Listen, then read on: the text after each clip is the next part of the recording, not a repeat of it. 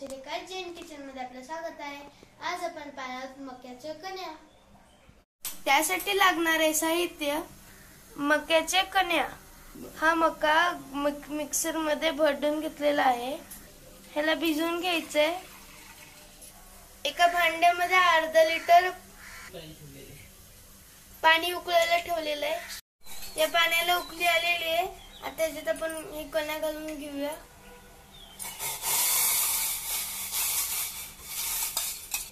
ह्याला व्यवस्थित हलवायचंय। ह्याच्यात गाठी होऊ शकतात। चवीनुसार मीठ। हे मंद आचेवर छानपैकी शिजवून घ्यायचंय। हे झालेलं आहे। आता याला काढून घेऊया। हे झालं आपलं मक्याचं कण्या तयार।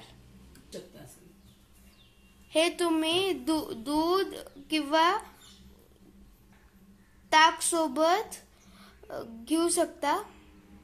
तुम्हाला जर आमची रेसिपी आवडली असेल तर लाईक, शेअर, सबस्क्राईब आणि बेल बटन दाबायला विसरू नका। लवकरच भेटू आपल्या नवीन रेसिपी सोबत। तोपर्यंत जय जिनेंद्र आणि आमची रेसिपी पाहिल्याबद्दल धन्यवाद।